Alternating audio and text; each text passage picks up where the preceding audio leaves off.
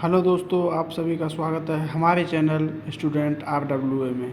आज हम आपके लिए लेके आए हैं साधारण ब्याज के फॉर्मूले जो आपको क्वेश्चन करने में बहुत हेल्प देंगे।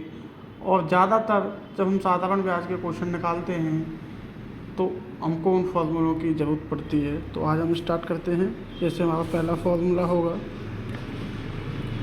नंबर 1। जैसे कि आपने देखा होगा हमेशा कि साधारण ब्याज के लिए ये 100 एक कॉमन चीज़ है। मैं आपको डायरेक्ट बताने की कोशिश कर रहा हूँ। जैसे हमने यहाँ पे ये आपके लिए हर चीज़ में कॉमन रहेगी 100, और ये ब्याज है जो 100 और ब्याज हमेशा हर एक सब में कॉमन रहेगी। अब आपको निकालना क्या है, आप जो चीज़ वो चीज़ है। जैसे कि अगर हमको लगता है कि हमें यहाँ पे समय निकालना है तो समय के लिए जो निकालना है उसको सामने रखो। उसके बाद हमारे पास बचता क्या है, एक मूलधन बचता है गुणा, और एक बचता है हमारे पास दर जिसे रेट बोलते हैं। ठीक है, ये फर्स्ट हो गया। अब सेकंड वाला, अगर आप जैसे हमको सेकंड फॉर्मूला निकालना है, अब हम सेकंड वाले में क्या करते हैं, मूलधन निकालते हैं। तो मूलधन के लिए अगर हमको मूलधन निकालना है यहाँ पे सेकंड वाले में हमको, तो मूलधन कैसे निकालेंगे, ये 100 गुणा ये जो ब्याज है ये कॉमन ही रहेगा हर कंडीशन में। इसमें आपको कुछ चीज़ नहीं करना है। अब हमने मूलधन ले लिया, तो जब हम मूलधन लेंगे यहाँ पे इसके नीचे बनवाना, ये तो चला जाएगा ये तो मूलधन की जगह क्या आ जाएगा, समय आ जाएगा हमारा, समय गुणा दर। अब देखो समय हो गया, मूलधन निकाल लिया हमने। अब हमको दर निकालनी है यहाँ पे, तो हम नंबर 3 पे हम दर भी निकाल सकते हैं। तो दर निकालने के लिए क्या करेंगे, इसमें हमको कोई चेंजिंग नहीं करनी है, तो बता रहा हूँ आपको, ब्याज बटे, अब दर नहीं है हमारे पास, तो अब हमको यहाँ पे क्या होगा, मूलधन। अब देखो समय तो आएगा ही आएगा, यहाँ पे समय आएगा। अब यहाँ पे मूलधन आ जाएगा फिर दोबारा से,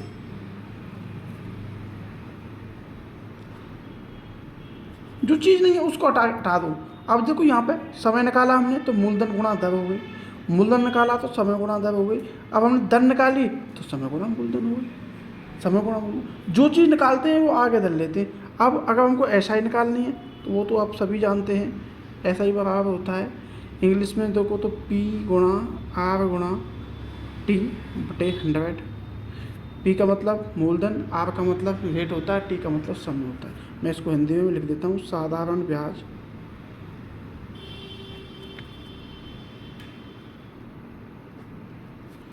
मूलधन गुणा दर गुणा समय बटे 100। जैसे मैं आपको एक क्वेश्चन करके बताता हूँ। जैसे हमको किसी भी में, जैसे हमको दिया गया है यहाँ पे, हमको ऐसे एक क्वेश्चन लेते हैं तो हमको हम मूलधन, जैसे एग्जाम्पल लेते हैं, जो P दिया गया है हमें, पहला वाला निकाल के बता रहा हूँ, P 500 रुपये दिया गया है हमको, और जो दर है हमारे पास R, जो दर है P हमको 500 रुपये दिया गया है, दर है हमको जो हमको दी गई है कितनी, आप 5% मान लो। और जो साधारण ब्याज है हमारे लिए, ऐसा ही बोलते हैं जिसे, ऐसा ही है हमारे पास, आप मान लो, चलो ब्याज मान लो, आप जो ब्याज दी गई है आपको वो आप 300 रुपये मान लो, चलो मान सकते हैं। 3 चीज़ें, एक चीज़ हमेशा 3 चीज़ होगी, चौथी चीज़ निकालेंगे हम। तो देखो 100 है ही हमारे पास, फॉर्मूले में सेट करके बता रहा हूँ मैं आपको। ब्याज आपको 300 रुपये दी गई, एक मान के चल रहे हैं, ठीक है। दर आपको कितनी दी गई यहाँ पे, दर आपको 5% दी गई है, ठीक है। और मूलधन है वो आपको कितना 500 दिया गया है।